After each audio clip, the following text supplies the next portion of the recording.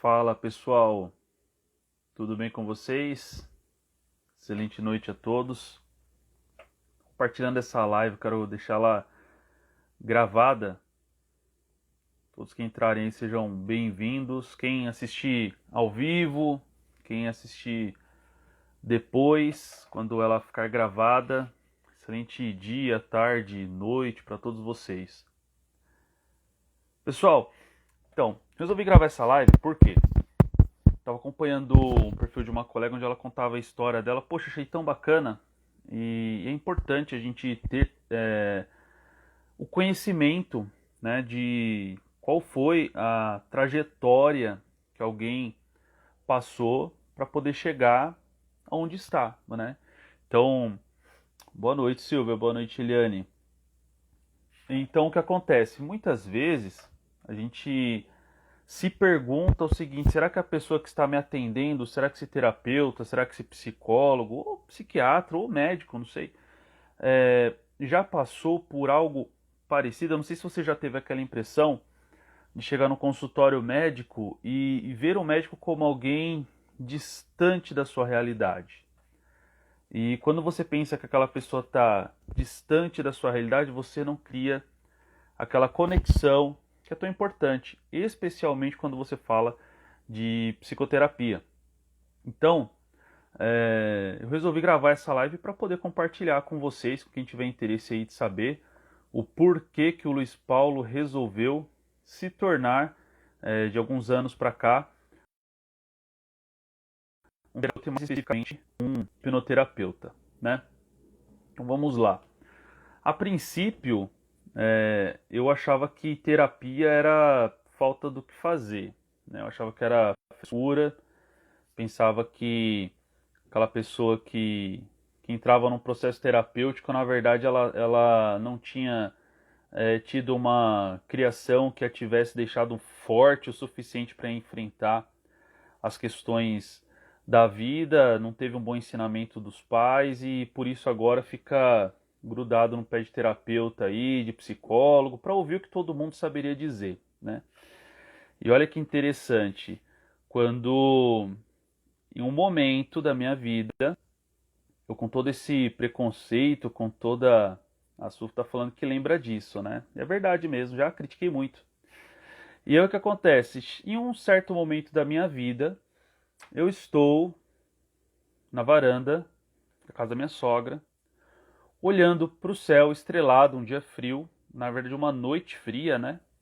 Mas num período de bastante frio, e eu tive simplesmente aquela impressão, a impressão de que eu estivesse num lugar fechado, num lugar abafado, trancado, e eu entrei em desespero, e eu pensei que eu estava ficando louco. Hoje, eu só me coloco diante de um terapeuta, de um psicólogo, de um psicanalista. Eu só me coloco diante de alguém para ser tratado se eu souber que essa pessoa já foi ansiosa, já teve uma crise de pânico, se eu souber que ela já foi depressiva. Por quê? Porque, na minha concepção, na minha opinião particular, hoje, só consegue compreender uma pessoa que está num processo depressivo quem já passou por isso. Só consegue compreender de verdade, só consegue chegar num nível de empatia realmente importante em relação a alguém que está numa crise de pânico, por exemplo, alguém que já passou por uma crise de pânico, porque você já sentiu na sua pele, nas suas emoções exatamente o que é aquilo que a pessoa está passando, né?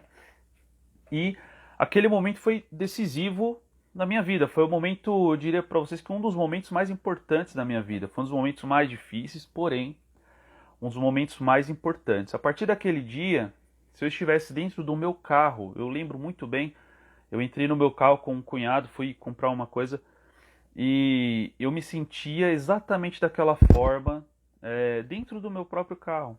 Como se eu tivesse que fugir, como se eu tivesse que correr de alguma coisa, sabe? Uma sensação horrível que eu naquele momento nem sabia interpretar. Eu nem sabia o que era que estava acontecendo comigo. Então, recorri a um amigo, eu trabalhava num banco, né, nessa época. Recorri a um amigo que era cliente nosso lá no banco. E eu falei para ele, cara, você tem que me atender. Ele deu risada do outro lado e falou assim: calma, segunda-feira eu te atendo, tal. E fiquei desesperado só de imaginar que eu só teria, de repente, uma opinião de alguém que tivesse algum conhecimento a respeito, né, das emoções, do funcionamento da nossa mente, dali a 2 ou 3 dias. Não me lembro bem que dia da semana era quando eu liguei para ele. Mas eu lembro que eu cheguei diante dele na segunda-feira de manhã, envergonhado, né? Cabisbaixo, falei pra ele: cara, eu não sei o que tá acontecendo comigo.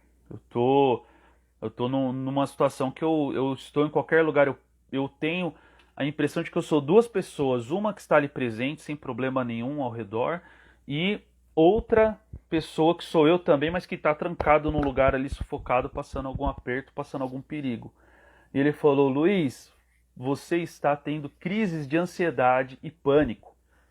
E a princípio eu não vou conseguir te ajudar. Quem vai conseguir te ajudar é essa pessoa aqui. E me deu a indicação de uma psiquiatra. Aliás, uma psiquiatra muito boa, que foi quem me deu a melhor explicação a respeito do que eu estava passando naquele momento. Então ela me explicou que aquilo que eu estava vivendo era um mecanismo de defesa da mente, onde a minha mente entendia que por algum motivo eu estava em perigo e eu estava desenvolvendo ali todas aquelas reações que alguém tem se tiver, né? Como exemplo que até hoje eu dou, foi o exemplo que abriu a minha mente, que eu dou esse exemplo para todas as pessoas que eu atendo, como se alguém estivesse no meio do mato, né? O nosso ancestral indígena lá atrás, ou lá na África, lá o nosso ancestral diante de um leão, entrando em desespero porque sabe que pode ser devorado. Então ele corre e o coração acelera, os músculos maiores precisam de oxigênio, então aumenta a quantidade de oxigênio que tem que ter no pulmão, passando para o sangue, e aquele processo todo que a gente conhece como ansiedade. Eu não sabia de nada disso, gente. Eu não sabia de absolutamente nada disso.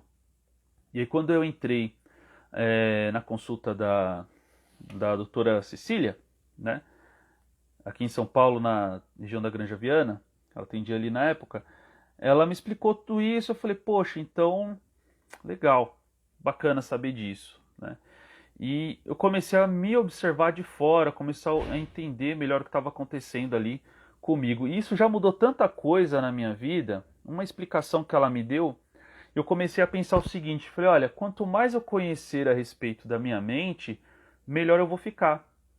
Quanto mais eu conhecer a respeito do funcionamento das minhas emoções, melhor eu vou ficar.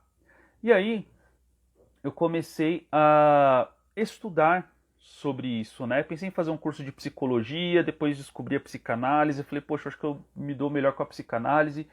Iniciei uma formação em psicanálise e a minha esperança era o seguinte: na minha ignorância, né, na minha falta de conhecimento na época, eu pensava que estudando psicanálise eu conseguiria chegar à resolução daqueles problemas, né, a uma remissão do meu problema mesmo.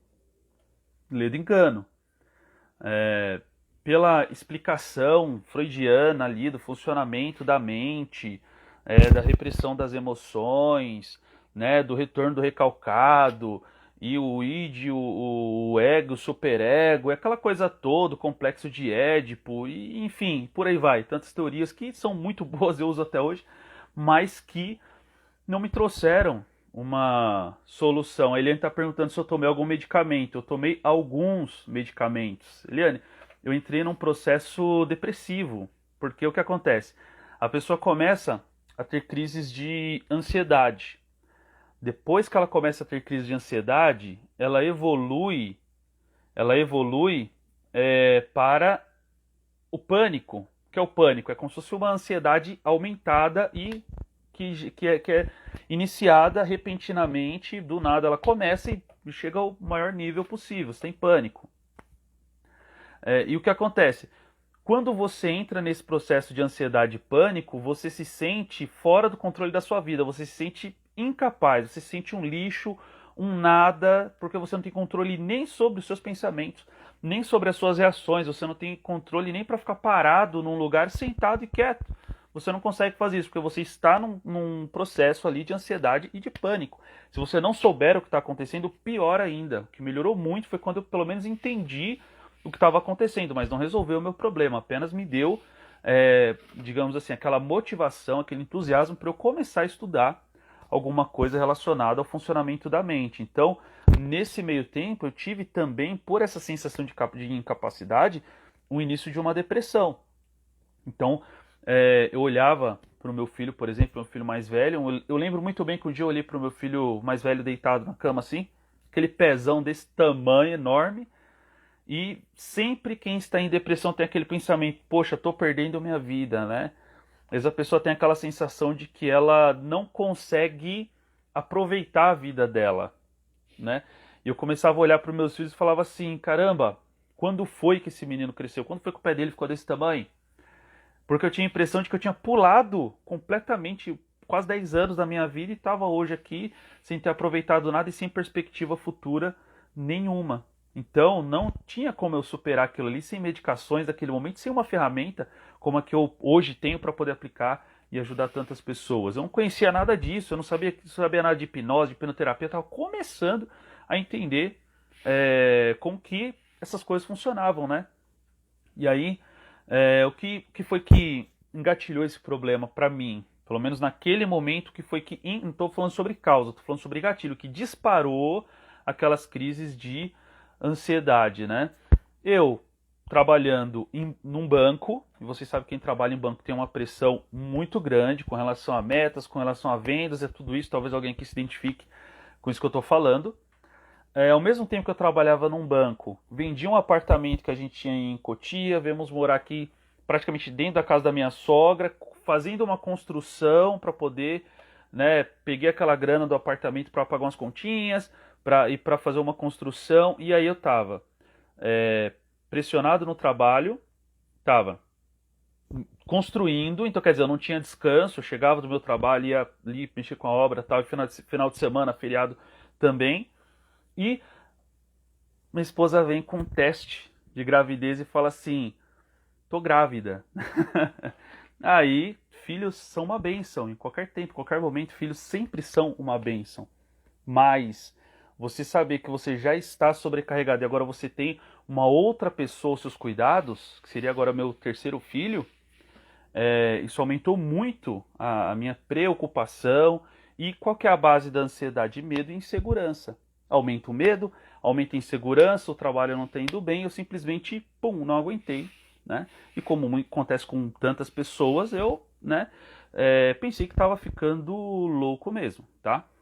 Então essa sensação de você pensar que está ficando louco é uma coisa horrível, é uma coisa realmente que só sabe quem já passou por isso.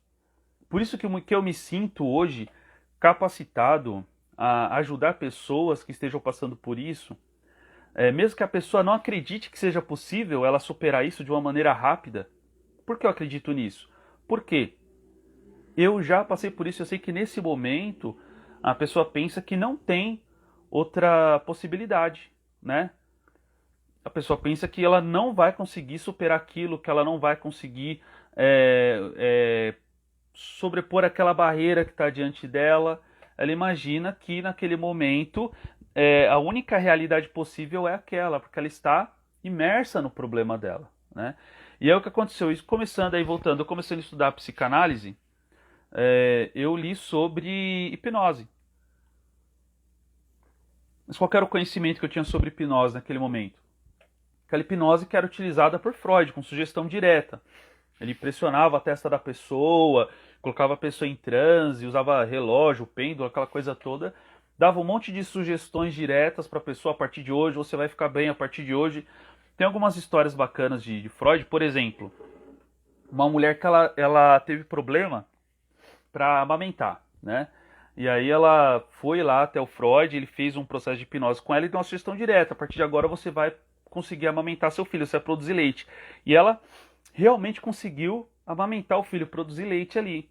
Só que um pouco tempo depois ela voltou e falou: tá, mas acabou o efeito da sua terapia.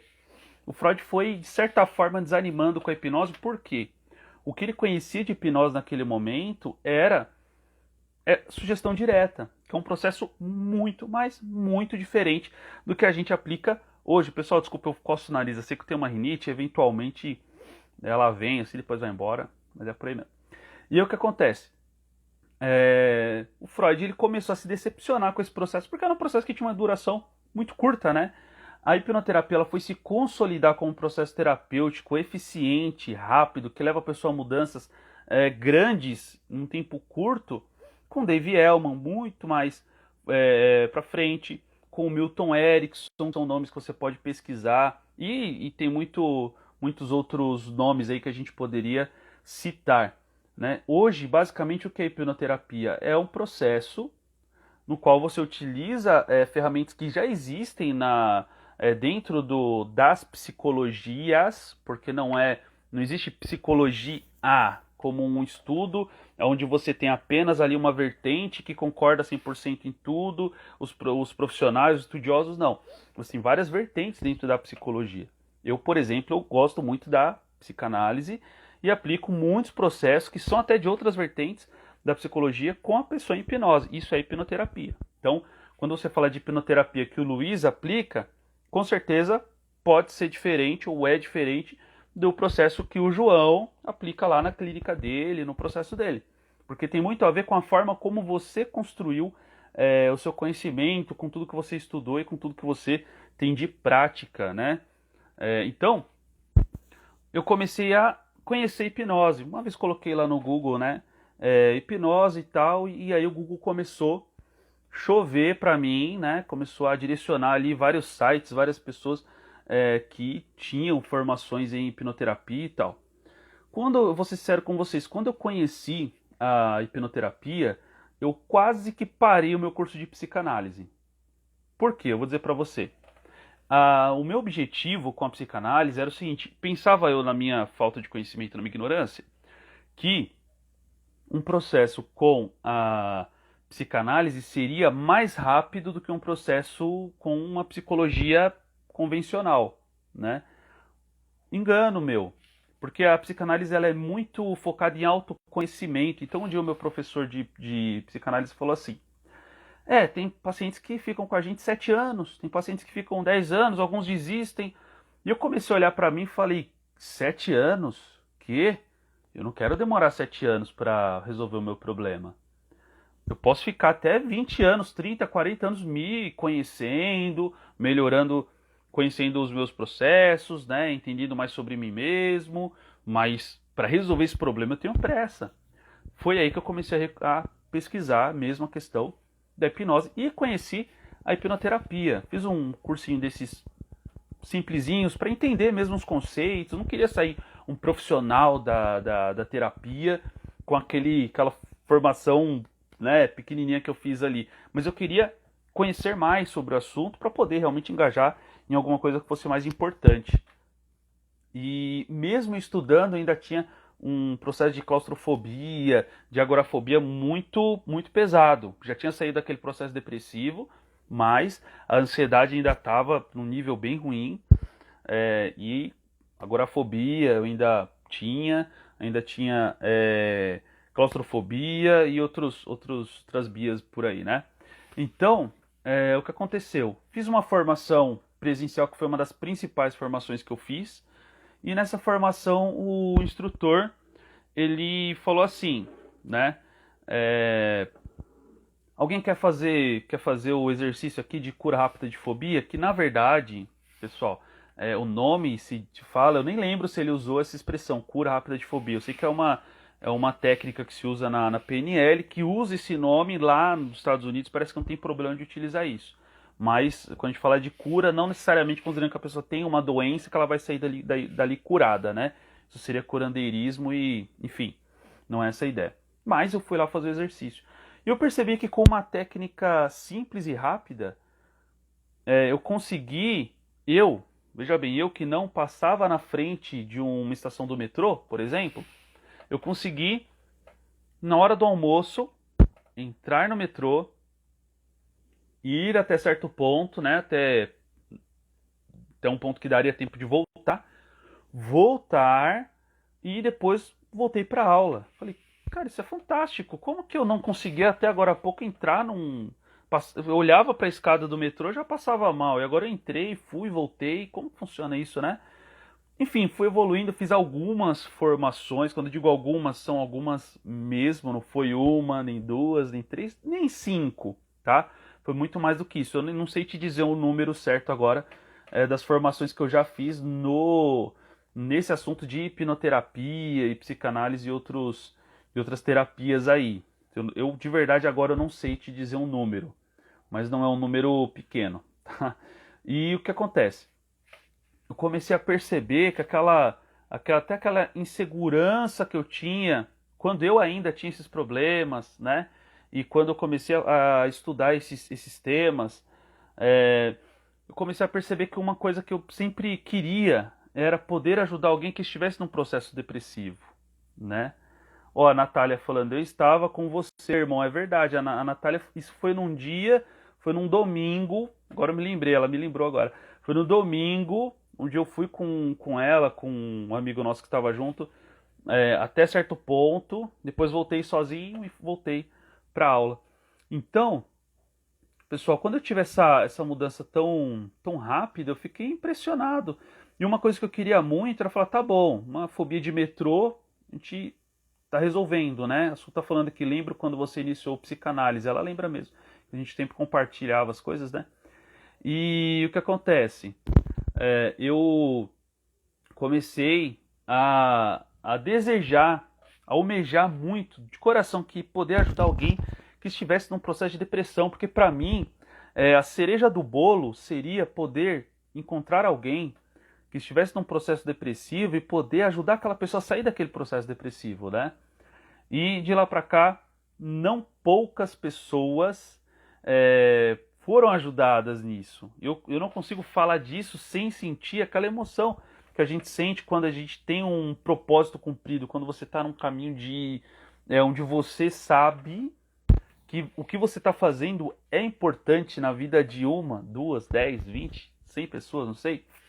Então, de lá para cá, por conta desse processo que eu passei, eu tenho conseguido ajudar pessoas que estavam... Certa vez eu atendi uma moça estudante de medicina de 23 anos que sofria com depressão, diagnosticada, medicada por psiquiatra há mais de 10 anos.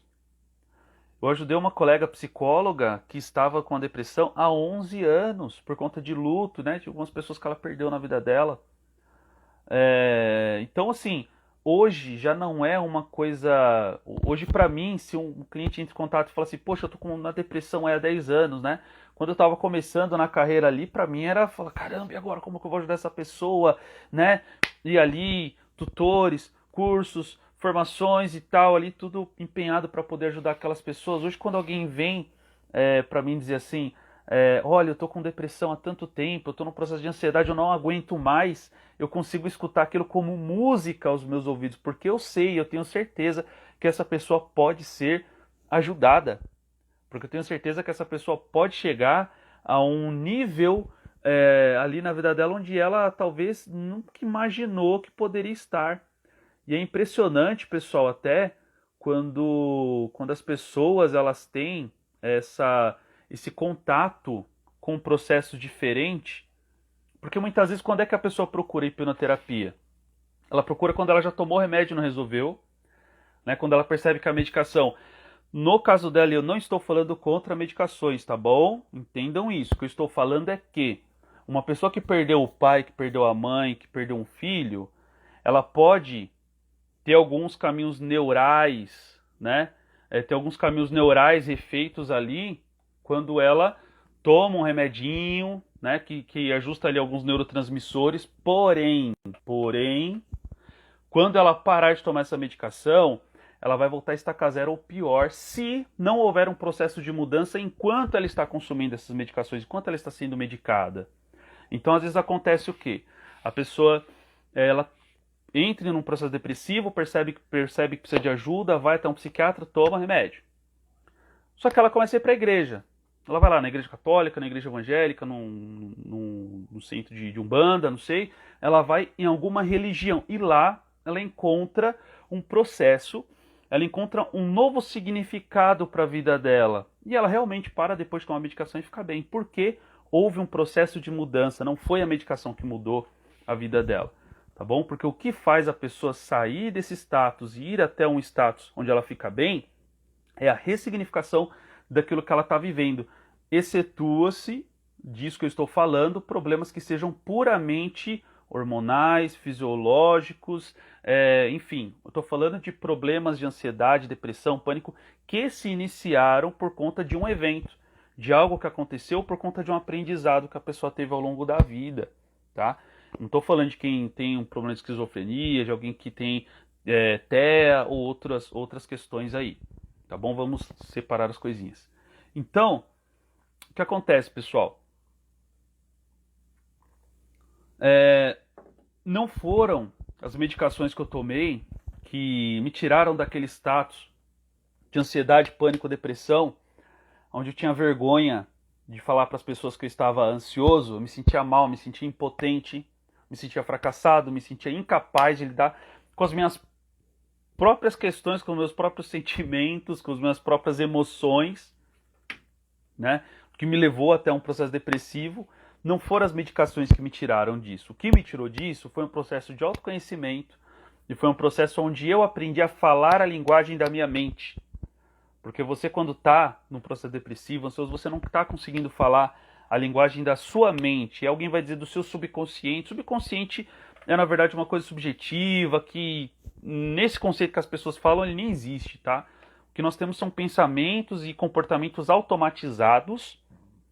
Esses pensamentos e comportamentos automatizados, eles se tornam, como são automatizados, eles estão fora da nossa percepção racional e do nosso controle. Então a gente começa a perceber aquilo ali, a gente começa a perceber aqueles comportamentos, a gente começa a perceber aquelas emoções como algo que nós não temos controle. Qual é o papel da terapia? Colocar isso debaixo do seu controle.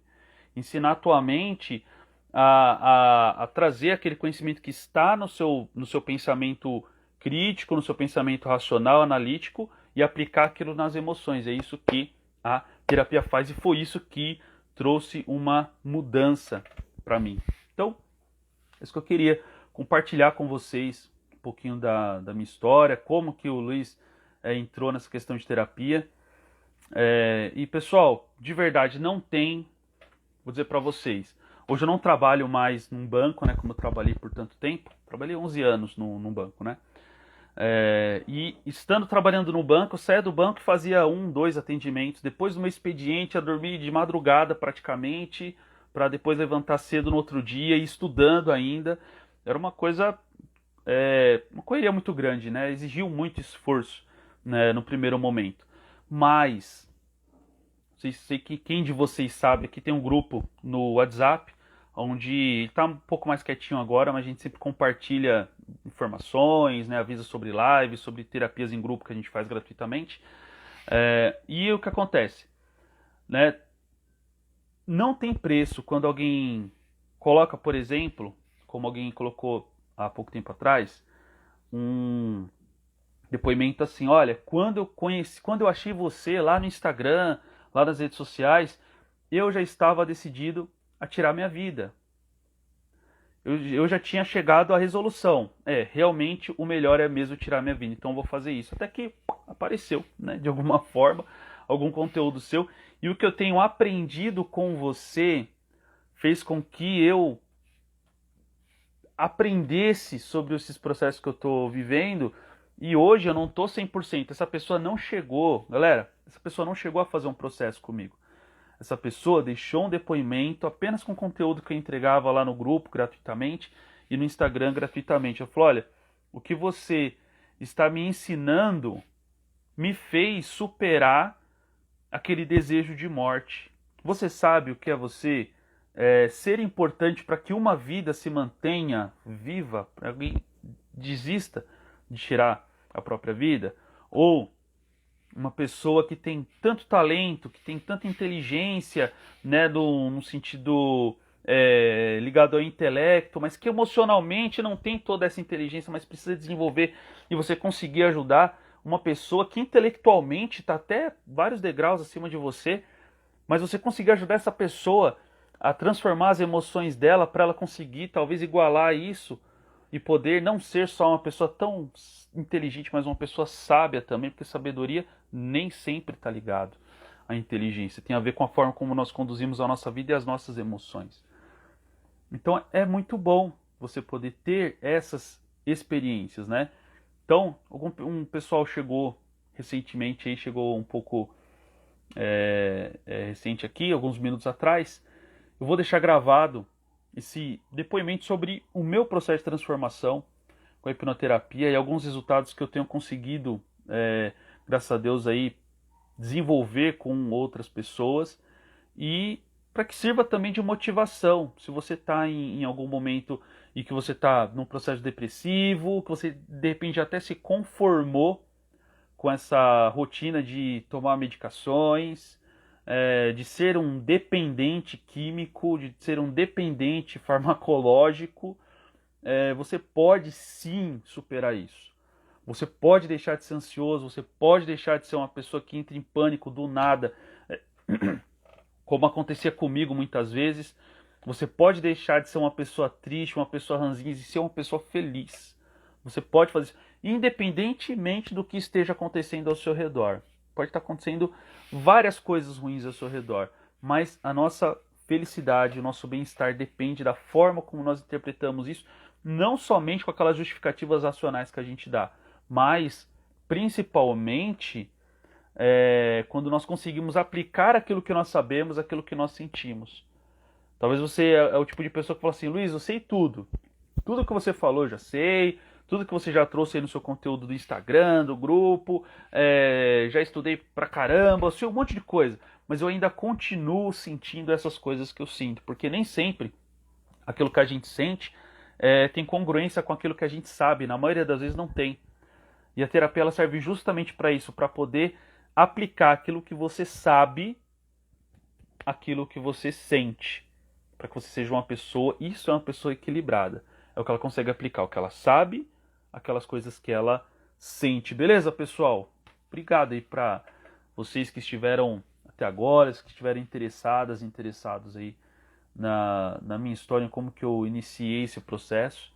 E se você tem algum desses problemas, me chama lá no direct, me chama no meu WhatsApp, e é sempre um prazer e um privilégio poder ajudar, tá bom? Excelente noite para vocês, bom final de semana, espero que vocês tenham um final de sexta-feira, um sábado, um domingo abençoado, feliz e que a vida de vocês siga muito bem, tá bom? Um abraço para todos.